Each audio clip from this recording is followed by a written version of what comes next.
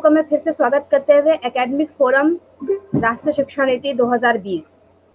बहुभाषिकता और भाषा की शक्ति।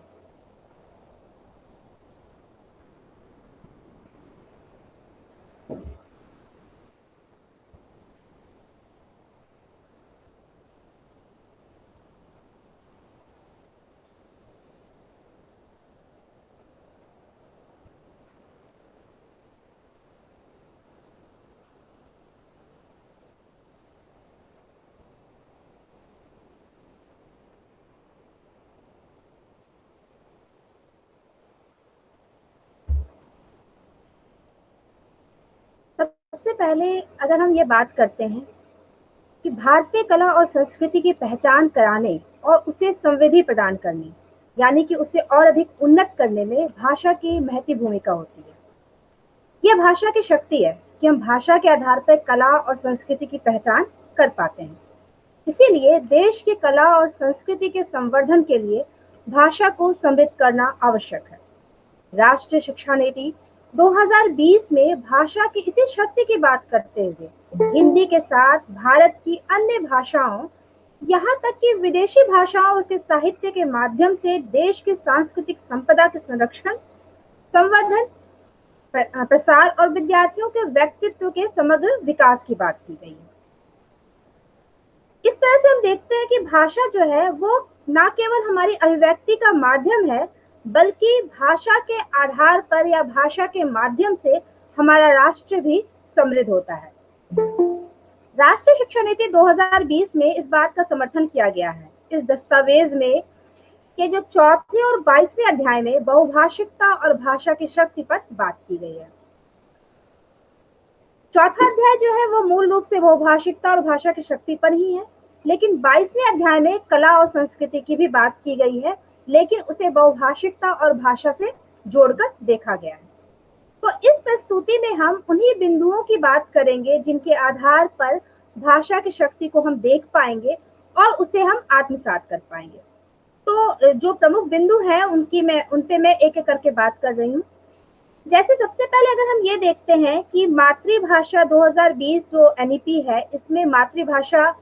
की बात की गई है, बच्चों को मातृभाषा में शिक्षण दिए जाने की बात की गई है। इसके पीछे आधार क्या है? इस आधार की अगर हम बात करें तो हम ये देखते हैं कि जो छोटे बच्चे होते हैं वो अपनी मातृभाषा में या स्थानीय भाषा में, अपनी घर की भाषा में जो अवधारणाएं होती हैं उनको बेहतर तरीके से सीख पाते हैं और समझ पाते हैं। इसीलिए एनईपी 2020 में स्कूली शिक्षा कम से कम ग्रेड 5 या संभव हो तो ग्रेड 8 तक मातृभाषा में शिक्षा देने की बात की गई है। अब अगर हम एक चीज होती है कि हम किसी चीज को हम सामने रखते हैं कि ऐसा सिद्धांत रूप में किया जाना चाहिए, लेकिन जब क्रियान्वयन की बात आती है तो सिर्फ सैद्धांतिक इसकी बात नहीं आती है, बल्कि उसके प्रायोगिक रूप की बात आती है। तो जब हम उसको प्रयोग करने की बात करते हैं तो वहां ये बात हमारे सामने आती है कि विज्ञान के साथ, विज्ञान और गणित के साथ और जो विषय हैं उसमें भी गुणवत्ता वाली पुस्तकों का निर्माण जो है मातृभाषा में भी किया जाए, जिससे कि बच्चों को मातृभाषा में जो है विषय सामग्री प्राप्त हो सके। उसी तरह से अगर पुस्तकों की उपलब्धता में कमी हो तो शिक्षक शिक्षिकाएं जो हैं वो अपने विद्यार्थियों के साथ जब संवाद करें तो वो मातृभाषा में अपनी बात को रखें, उनसे बातचीत करें या अपनी विषय को जो है वो मातृभाषा में समझाएं। तो इससे क्या होगा कि जो एक भाषा का जो एक भाषा के कारण जो अगर एक गैप बन रहा होगा तो वो गैप दूर हो जाएगा। अब मातृभाषा के साथ बहुभाषिकता का भी समर्थन एनईपी 2020 में, राष्ट्रीय शिक्षा नीति 2020 में किया गया है। इसमें ये कहा गया है कि 2 से 8 वर्ष की आयु के जो बच्चे होते हैं उसमें ये क्षमता होती है कि वो कई भाषाएं एक साथ सीख पाते हैं। न केवल भाषाओं को सीख पाते हैं बल्कि उनका संज्ञानात्मक विकास भी होता है, अर्थात वो चीजों को समझ पाते हैं, उसको अभिव्यक्त भी कर पाते हैं। तो अगर हम बहुभाषिकता को बढ़ावा देने की बात करें तो बहुभाषिकता को बढ़ावा देने के लिए शिक्षण में द्विभाषी शिक्षण सामग्री भी तैयार की जाए और विद्यार्थियों को उस विषय को दोनों भाषाओं में, हमारे यहाँ जैसे मातृभाषा के साथ अंग्रेजी को मान्यता दी जाती है, तो दोनों भाषाओं में विषय को विषय का प्रस्तुतिकरण किया जाए, जिससे कि बच्चों के अंदर जो है विषय को दोनों भाषाओं में समझ पाने और उसको प्रस्तुत कर पाने की समझ पैदा हो सके। उसके बाद बच्चों में जो भाषा की शक्ति और उसका शक्ति का जो विकास होता है, उसके माध्यम से उनके व्यक्तित्व का भी विकास होता है। इसके लिए राष्ट्रीय शिक्षा नीति में कई योजनाओं, पहलों और प्रयासों की बात की गई है, जिसमें त्रिभाषा सूत्र का नाम लिया जाता है, जिसके बारे में हमने कई बार पढ़ा है। तो इसमें इस दस्तावेज में ये बताया गया है कि त्रिभाषा सूत्र के अंतर्गत राज्य, क्षेत्र और विद्यार्थी अपनी सुविधा के अनुसार, अपनी सुविधा और इच्छा के अनुसार 3 भाषाओं का चयन कर सकते हैं। दूसरी बात यह है कि किसी भी राज्य पर यह दबाव नहीं बनाया जाएगा कि उनको इस भाषा का चयन करना ही है, अर्थात उनको भाषा के चयन की स्वतंत्रता है।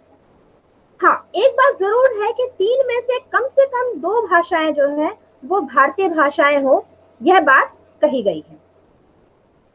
उसके बाद इस बार यह भी सुविधा प्रदान की गई है, यह बताया गया है कि ग्रेड 6 से 7 में 7 के समय जब बच्चा ग्रेड 6 या 7 में पहुंचता है, उस समय अगर वो चाहे 3 भाषाओं में से 1 या 2 भाषाओं को उसमें बदलने की भी सुविधा हो, उनको बदलने की सुविधा प्रदान की गई कि अगर वो चाहें तो उन भाषाओं में वो परिवर्तन कर सकते हैं, पहली भाषा को छोड़कर किसी दूसरी भाषा का चयन कर सकते हैं। लेकिन इसके लिए एक शर्त रखी गई है। वो शर्त बस ये है कि माध्यमिक कक्षाओं के अंत तक कम से कम वो ये दिखाए कि भारतीय भाषा कि उन्हें किसी एक भारतीय भाषा की कम से कम उन्हें साहित्यिक स्तर तक, मतलब किसी कम से कम एक भारतीय भाषा की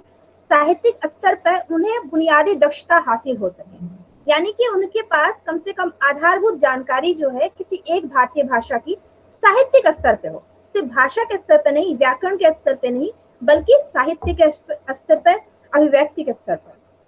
उसके बाद फिर इसी के अंतर्गत एक और बात आती है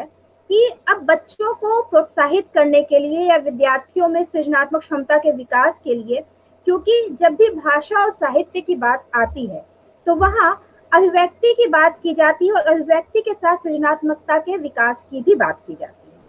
तो उसका विकास कैसे किया जाए, उसके प्रोत्साहन के लिए क्या किया जाए, तो इसके लिए एनईपी में बताया गया है कि साहित्यकारों और भाषा विशेषज्ञों को भाषा शिक्षण और प्रशिक्षण में विशिष्ट प्रशिक्षकों के रूप में जोड़ने और विद्यार्थियों में सृजनात्मक क्षमता के विकास को प्रोत्साहित किया जाएगा।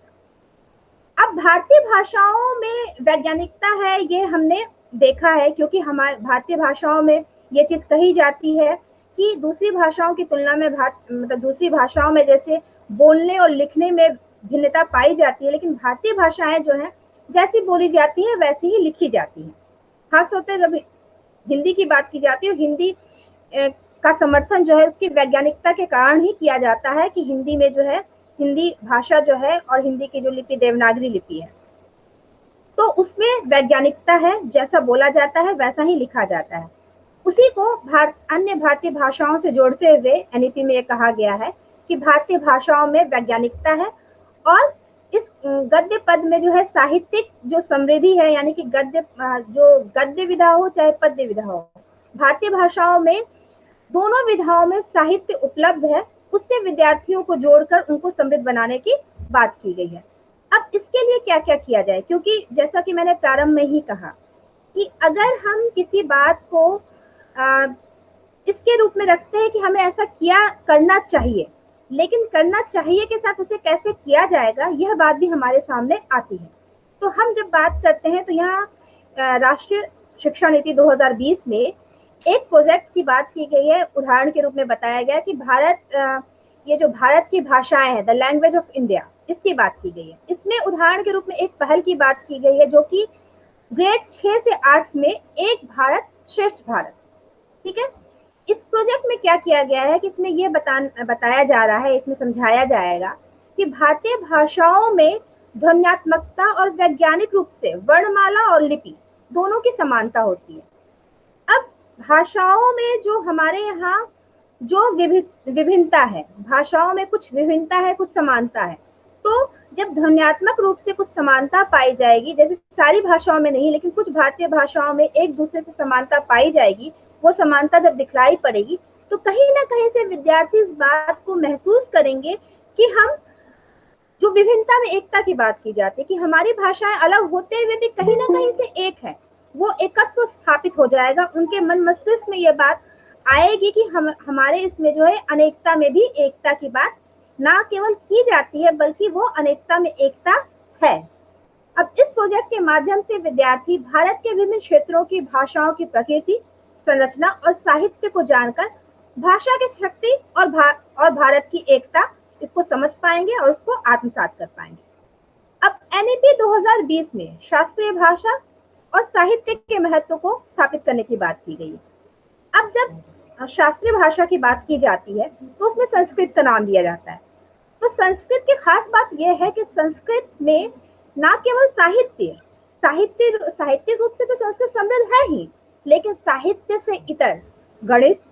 दर्शन, व्याकरण, संगीत, राजनीति, चिकित्सा, वास्तुकला और धातु विज्ञान सभी की सामग्री जो है इस भाषा में मौजूद है। इसीलिए त्रिभाषा सूत्र में भी संस्कृत को एक समृद्ध विकल्प के रूप में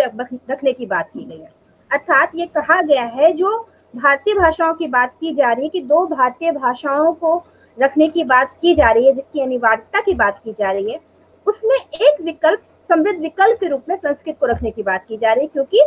संस्कृत में इतनी क्षमता मौजूद है कि जो विद्यार्थियों में न केवल भाषा की शक्ति का निर्माण करेगा बल्कि उनमें यह आत्मविश्वास भी जगाएगा कि भारत की भाषाएं इतनी समृद्ध हैं जो उन्हें समृद्ध बना सकती है और साथ ही भारत को भी समृद्ध बना सकती है। अब अगर हम बच्चों को संस्कृत पढ़ाने की बात करें और संस्कृत या फिर कोई भी प्राचीन भाषा और शास्त्रीय भाषाओं के साथ प्राचीन भाषाओं की बात करें तो उसमें उसे दिलचस्प बनाने की भी बात आती है। इसीलिए कहा जाता है कि संस्कृत को दिलचस्प बनाना, उसके साथ उसको संस्कृत को जो है संस्कृत माध्यम से पढ़ाने की बात और सरल मानक तैयार करने की बात, कि अगर उसको कठिन रूप में लिखा जाएगा तो बच्चे उसको समझ नहीं पाएंगे या फिर उसके प्रयोग करने में उनको हिचकिचाहट महसूस होगी। तो इसलिए ये ऐसी व्यवस्था की गई है कि संस्कृत जो है वो सरल मानक रूप में हमारे सामने प्रस्तुत किया जाए, जिससे विद्यार्थी जो है वो संस्कृत पढ़ने में भी दिलचस्पी ले और संस्कृत में आगे वो कुछ कर पाने में भी अपनी योग्यता का प्रदर्शन करें। अब सिर्फ शास्त्रीय भाषाओं में संस्कृत का ही नाम नहीं लिया जाता है, बल्कि अगर दक्षिण भारतीय भाषाओं की तरफ जाएं और उसके अलावा जो है उड़िया भी है, तो तमिल, तेलुगु, कन्नड़, मलयालम, उड़िया जैसी शास्त्रीय भाषाएं और पाली, प्राकृत, फारसी जैसी प्राचीन भाषाएं, इनके साहित्य को संरक्षित करने और भावी पीढ़ी यानी कि हमारी जो आने वाली पीढ़ी है उसको इस साहित्य से परिचित कराने की भी बात की जा रही है। अब अगर हम भावी पीढ़ी की बात करें, वर्तमान पीढ़ी की बात करें, तो ये हम देखते हैं कि हमारी जो वर्तमान पीढ़ी है वो अधिकतम रूप से इंटरनेट से जुड़ती जा रही है। वो प्रिंट मीडिया की तरफ उतना नहीं झुकती है जितना कि वो ऑनलाइन चीजों की तरफ जाती है। तो यहाँ यह बात संकेतित है, यह बात हमें हमारे सामने आ रही है कि अगर हम शास्त्रीय भाषाओं को ऑनलाइन रूप से जो है उसको रोचक, उसके मॉड्यूल तैयार कर पाए, उसको रोचक तरीके से बच्चों के सामने प्रस्तुत कर पाए, उसकी जो सामग्री है वो समृद्ध रूप से ला पाए, तो शायद विद्यार्थियों को उसमें रुचि भी पैदा हो और वो समृद्ध और ऊर्जावान भी बनेंगे। अब इसके साथ ये भी बात आती है कि ऑनलाइन सामग्री की तो बात हो गई, लेकिन इसके साथ ही जैसे भाषाओं के लिए जो समर्पित विश्वविद्यालय हैं, यानी ऐसे विश्वविद्यालय जहाँ भाषाओं पे ही काम करने की बात है, संस्कृत पे ही काम करने की बात है, उन विश्वविद्यालयों में ऐसी व्यवस्था की जाए कि वहाँ जो बच्चे भाषा में प्रशिक्षण प्राप्त करते हैं उनको दोहरी डिग्री दी जाए। जैसे हमारे यहाँ भी दोहरी डिग्री की मान्यता है, तो उसी तरह दोहरी डिग्री प्रदान की जाए। अब एनईपी 2030 से भारतीय के साथ जो है विदेशी भाषाओं की भी बात की गई। जैसे कुछ विदेशी भाषाएं हैं, अंग्रेजी, कोरियाई, जापानी, थाई, फ्रेंच, जर्मन, स्पेनिश, पुर्तगाली, रूसी। तो ये रूसी आदि जो विदेशी भाषाएं हैं, इनका साहित्य भी बहुत समृद्ध है। उस साहित्य से भी विद्यार्थियों को परिचित कराना है और उसके माध्यम से उनको समृद्धि देने की बात की गई है। अब इसमें क्या है कि अब विदेशी भाषाएं जो है उससे भी बच्चों को जोड़ने के लिए, यानी कि विद्यार्थियों को उसमें गुणवत्ता प्रदान करने के लिए, उसको उनको समृद्ध बनाने के लिए यह व्यवस्था की गई कि जो गुणवत्ता वाले कोर्स हैं वो चलाए जाएं, जिससे कि विद्यार्थियों की उसमें रुचि भी पैदा हो और वो बेहतर तरीके से अपना प्रदर्शन कर पाए। तो इस तरह से क्या होगा कि विद्यार्थी जो है अपनी भाषा और अपने साहित्य के साथ जब विदेशी भाषा और साहित्य से भी जुड़ेंगे तो उनका ज्ञान क्या होगा, वो वैश्विक परिदृश्य का बनेगा। उनके ज्ञान का विस्तार इतना होगा कि वो सिर्फ भारत नहीं बल्कि भारत की सीमाओं को लांघ कर विदेशी सीमा तक पहुंच जाएगा। और जब ज्ञान जो है, ज्ञान कहा जाता है कि ज्ञान बिखरा पड़ा हुआ है, ज्ञान को मतलब जहां हम देखें वहां इतना ज्ञान है, इतनी सारी चीजें हैं। अगर हम उसको आंख खोलकर, यानी अपनी अगर हम जो ज्ञानेंद्रियां हैं उनको खोलकर उनको जानने और समझने सीखने का प्रयास करें तो एक छोटे से बच्चे से भी हम सीख सकते हैं। तो यहाँ जब वैश्विक ज्ञान का परिदृश्य बच्चों के सामने आएगा तो उनके ज्ञान का कितना विस्तार होगा यह हम कल्पना कर सकते हैं। तो इस तरह से हम भावी पीढ़ी को और अधिक समृद्ध बना सकते हैं। अब सभी भाषाओं के शिक्षण को नवीन और अनुभवात्मक विधियों जैसे कला और सौंदर्य शास्त्र की जो बात की जाती है, आर्ट्स एंड एस्थेटिक्स से जोड़कर उसको रोचक बनाने की बात की गई है। अब इसको रोचक बनाने के लिए एक तो हम पाठ के साथ ही कर सकते हैं, पाठ के साथ ही उन चीजों को जोड़ के दिखा सकते हैं कि इस पाठ को कैसे जोड़ा जाए। उसके साथ एक गतिविधि और भी हो सकती है कि अगर जिस पाठ को पढ़ाया जा रहा है उससे संबंधित फिल्म, थिएटर, कथावाचन, काव्य, संगीत जो भी उपलब्ध है उन उपलब्ध सामग्रियों से विद्यार्थियों को जोड़ा जाए और विद्यार्थियों को ये बताया जाए कि इस पाठ्य सामग्री की उपस्थिति जो है अन्य विधाओं में, अन्य रूपों में भी है और उन्हें जानकर, उन्हें समझकर तुम विषय का और अधिक ज्ञान प्राप्त कर सकते हो। अब इसके बाद जो है हमारे यहाँ साइन लैंग्वेज, भारतीय जो साइन लैंग्वेज की बात की जाती है, तो जो भारतीय साइन लैंग्वेज की बात की जाती है इसमें भी देश भर में जो है उसको मानकीकृत किए जाने की बात है। ठीक है, तो मानकीकृत किए के यानी कि एक स्टैंडर्ड फॉर्म उसका निर्मित किया जाए। ये हमें सबको पता है कि साइन लैंग्वेज की आवश्यकता मूलतः कहाँ पड़ती है। तो हमारे यहाँ, या फिर सिर्फ ये हमारे देश की बात नहीं है बल्कि किसी भी देश में जहाँ भी मूक और बधिर जो है विद्यार्थी हैं उनको हम चीजें जो है जैसे सामान्य विद्यार्थियों के सामने चीजें प्रस्तुत की जाती हैं वैसी ही प्रस्तुति जो मूक बधिर विद्यार्थी हैं उनके सामने नहीं की जा सकती है। तो इसलिए आवश्यक हो जाता है कि उनके लिए सामग्री को ऐसे प्रस्तुत किया जाए कि वो सामग्री उन्हें, वो बातें उन्हें समझ में आ पाए। तो इसके लिए जो है भारतीय साइन लैंग्वेज का निर्माण किया गया, मतलब साइन लैंग्वेज का निर्माण किया गया। यानी कि जो बातें हम बोल कर समझाते हैं, जो बातें वो देख कर सीख सकते हैं, उन चीजों को जो है साइन लैंग्वेज को तो देखने की आवश्यकता पड़ेगी, लेकिन जिन बातों को हम सुनकर और बोलकर सीख सकते हैं उन चीजों को वो सिर्फ देखकर साइन लैंग्वेज के माध्यम से सीख सके और साथ ही ना केवल सीख सके बल्कि जो बातें उन्होंने सीखी हैं उसको वो दूसरों तक अभिव्यक्त भी कर सके, उन चीजों को जो है वो बता सके। और अगर बच्चा जो है जब चीजों को समझ पा रहा है और साइन लैंग्वेज में भी वो अपनी अभिव्यक्ति कर पा रहा है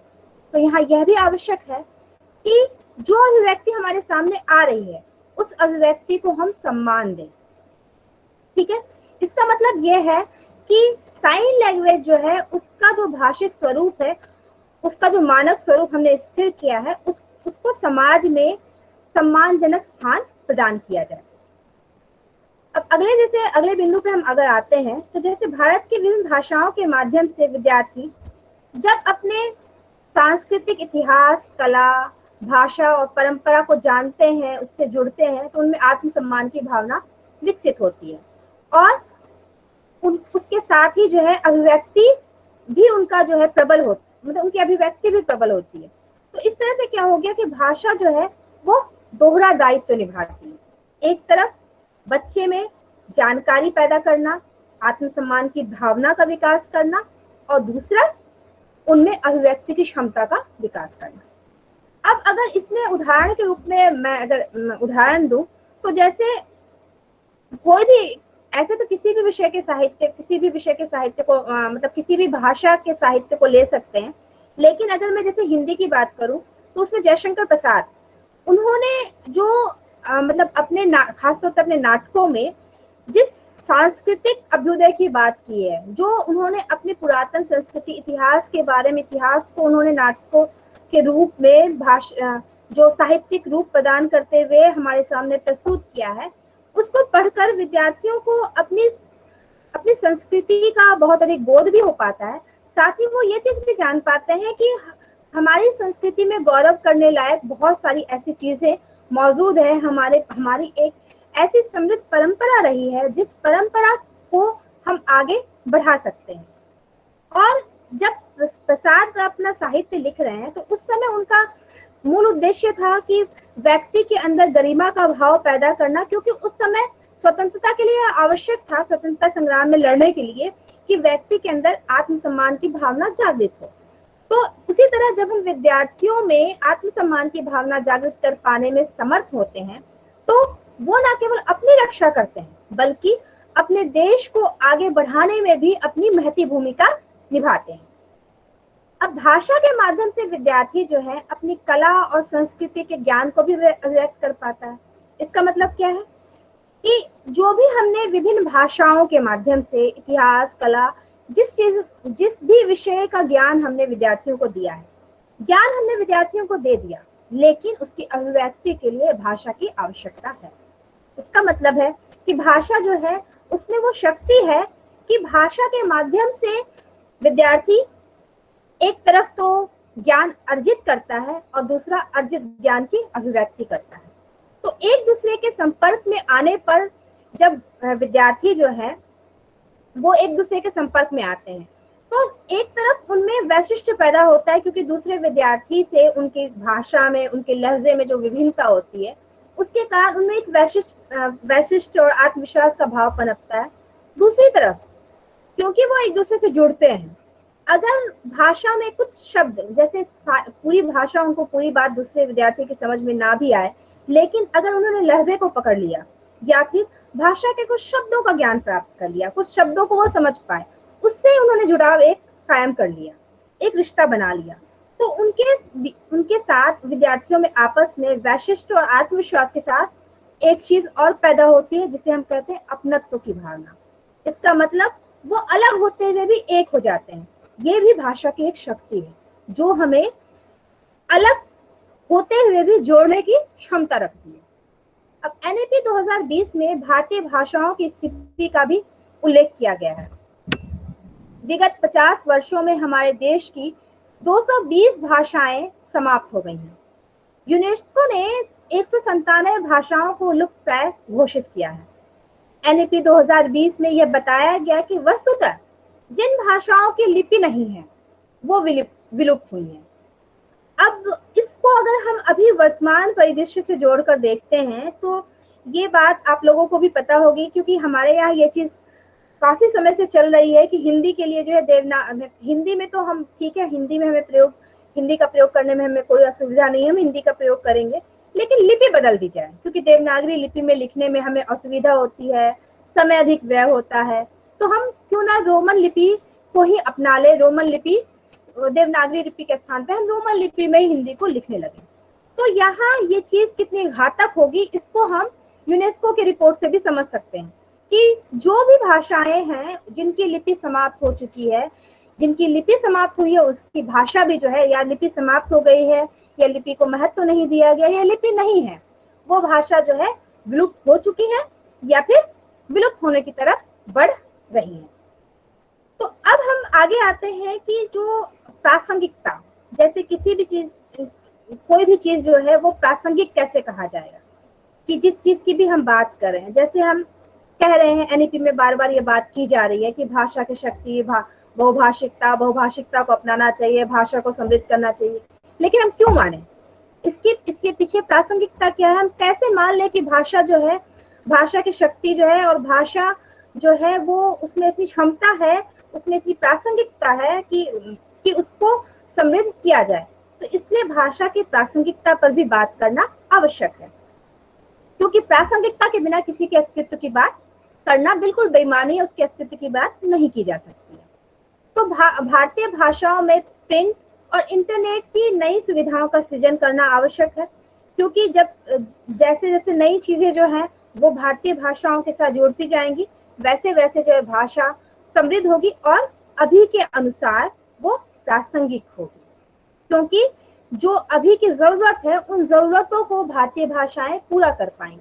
अगर हमारी जरूरतें भाषाओं से पूरी नहीं हो पाएंगी, अगर हमारी अभिव्यक्ति में वो समर्थ नहीं हो पाएगी भाषा, तो कहीं ना कहीं से एक दुराव पैदा होगा। उस दुराव के कारण क्या होगा कि हम उस भाषा को जानने समझने का प्रयास नहीं करना चाहेंगे, क्योंकि हमारी जरूरतें पूरी नहीं हो रही है। अब आगे हम आते हैं कि जैसे पाठ्य पुस्तक हो, अभ्यास पुस्तक, वीडियो, फिर विविध साहित्यिक विधाओं की रचनाएं, फिर जो शब्दकोश तैयार किए जा रहे हैं, शब्द भंडार, ये सब जो है इसका भी जो प्रसार जो है वो आवश्यक है, जिससे कि इसकी प्रासंगिकता जो है, भाषा की प्रासंगिकता जो है वो व्यक्त हो सके। फिर समसामयिक विषयों पर उन भाषाओं में चर्चा आवश्यक है। यह बिंदु जो है ये बहुत महत्व रखता है। अब जैसे आप कहेंगे कि समसामयिक विषयों पर चर्चा मतलब भाषा, किसी भाषा में समसामयिक विषयों पर चर्चा की जाए, यह क्यों आवश्यक है? तो जाहिर सी बात है कि समसामयिक का मतलब क्या है कि जो चीजें अभी हो रही हैं, जो चीजें हो रही हैं उसको व्यक्त करने के लिए हमारे पास जो पुरानी हमारी भाषिक संपदा है वो कभी भी पर्याप्त नहीं होगी।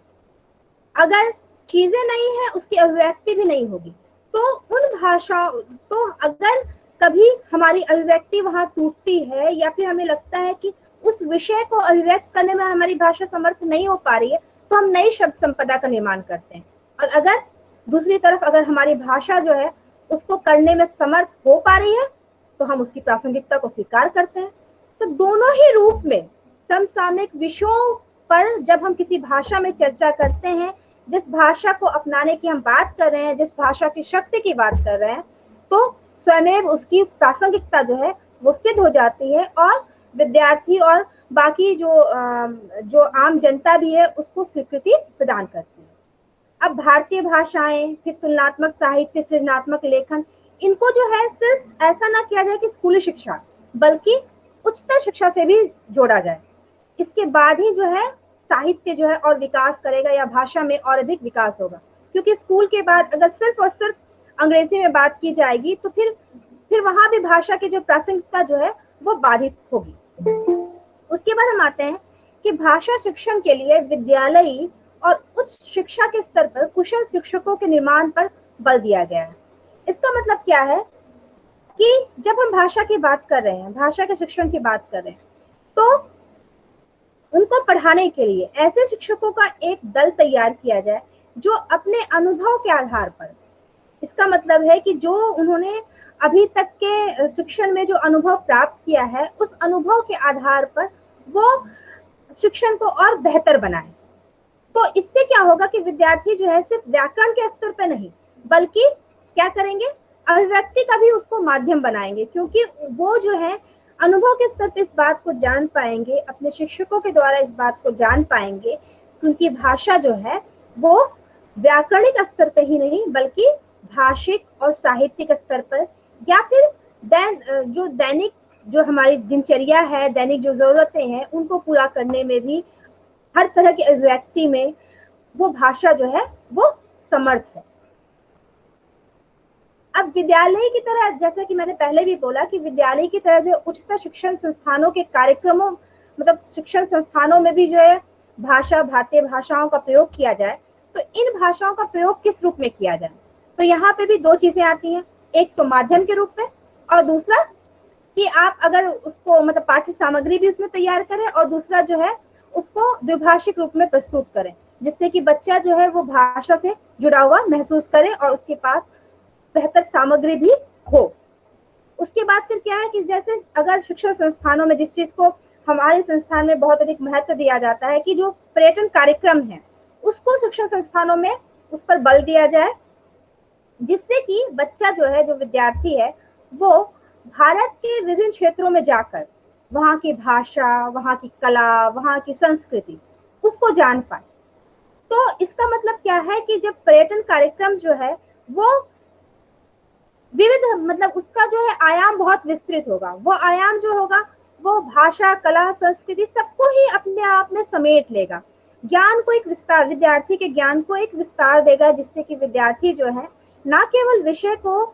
अनुभव कर पाएंगे, क्योंकि अगर जैसे चीजें जब बच्चे जो विद्यार्थी जो है किताबों में पढ़ते हैं और उनको वो देखते हैं, उनका प्रयोग देखते हैं कि जो उन्होंने चीजें पढ़ी हैं, जैसे कि भूगोल के बारे में उन्होंने जो पढ़ा है वो, या इतिहास में जो चीजें उन्होंने देखी हैं, या फिर पुरातात्विक चीजें जो पढ़ी हैं, या फिर साहित्य में भी उन्होंने भाषिक प्रयोग जो देखे हैं, जो सांस्कृतिक चीजें जो उनके साहित्य में उनके जो सांस्कृतिक परिदृश्य खड़े हुए हैं, उन चीजों को जब वो अपनी आंखों से पर्यटन के माध्यम से, पर्यटन कार्यक्रमों के माध्यम से जब खुद देखेंगे तो उससे और अधिक जुड़ाव महसूस करेंगे, क्योंकि उन चीजों को वो उसके प्रायोगिक रूप को देख पाएंगे। क्योंकि जब तक जो है चीजें बस किताबी होती हैं, तब तक उससे हम जुड़ नहीं पाते हैं, ना हम जुड़ पाते हैं, ना ही उसे हम आत्मसात कर पाते हैं।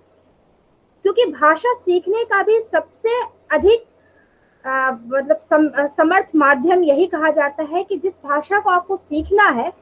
वो केवल आप उसको किताबी रूप में मत ना सीख कर उसका प्रयोग करें। क्योंकि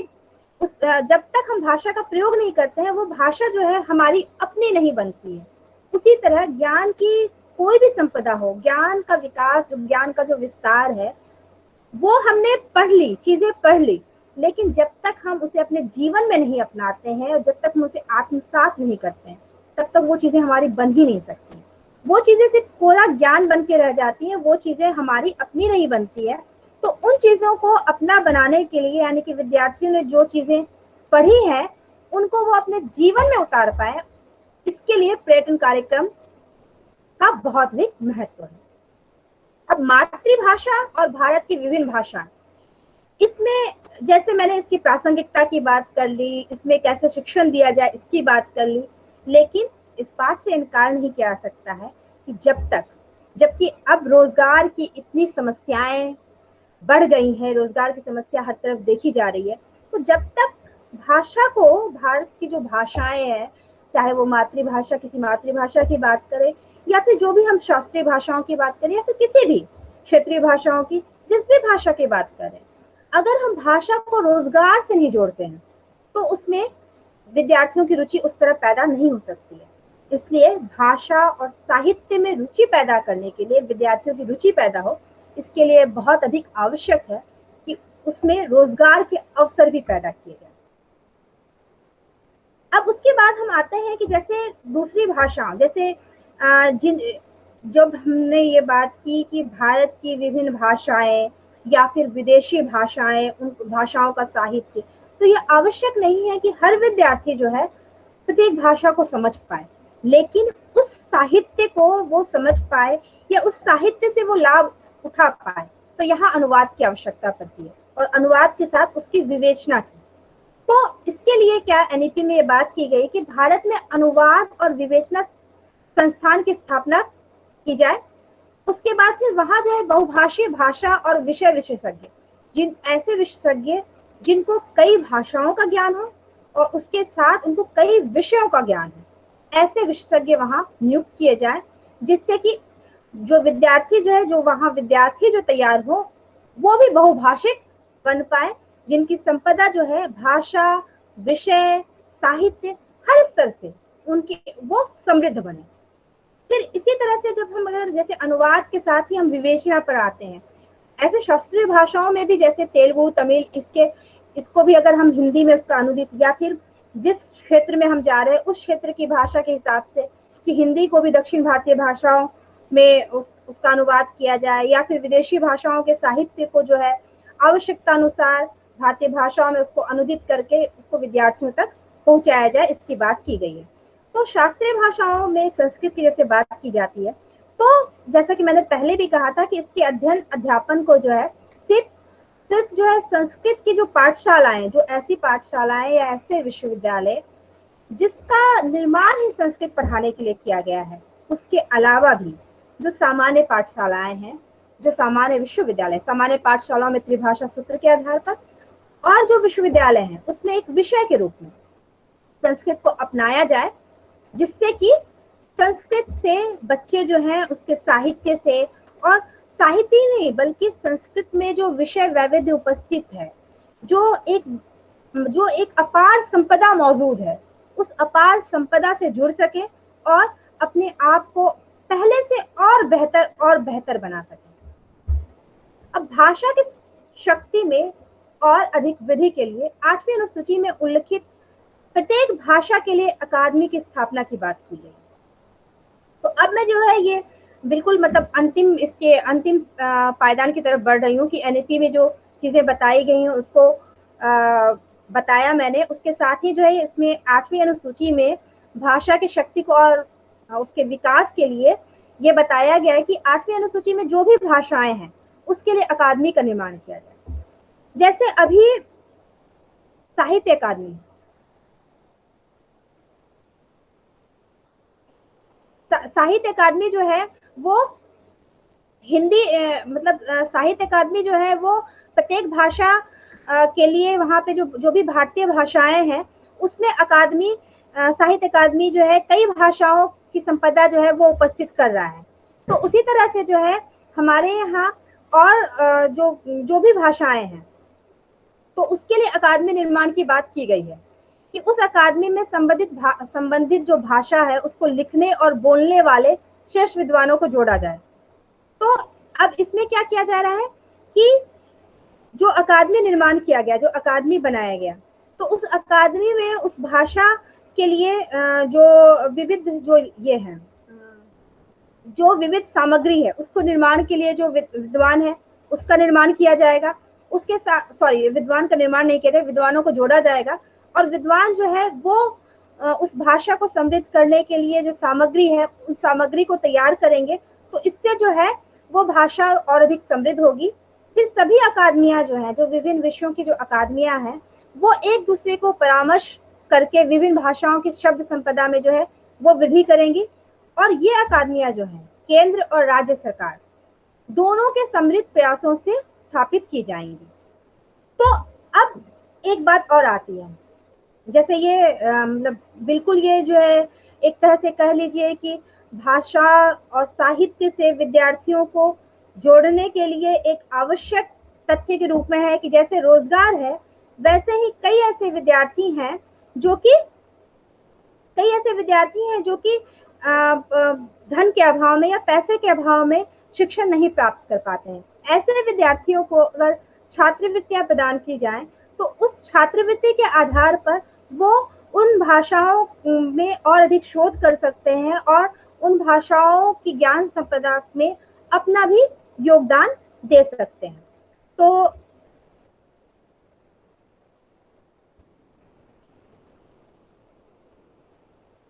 उसके बाद फिर क्या है, जैसे विभिन्न भारतीय भाषाएं जो है वो भाषाओं के माध्यम से स्थानीय कला संस्कृति को जो वेब आधारित पोर्टल है, प्लेटफॉर्म, विकिपीडिया आदि के माध्यम से उसका दस्तावेजीकरण किया जाए। इसके लिए जो है वीडियो रिकॉर्डिंग, कई लोगों खासतौर पर जो बुजुर्ग हैं उनके द्वारा भाषा को बोलना, मतलब उनकी जो बोली हुई चीजें हैं जिससे कि भाषा को प्रिजर्व के भाषा को जो है उसको संभाल के रखा जा सके, भाषा को बोलने के रूप में, फिर कविता कहानी आदि के पाठ के रूप में जो उसको प्रस्तुत किया जा सके। तो इस तरह से जो ये एनईपी में जो है ना भाषा की शक्ति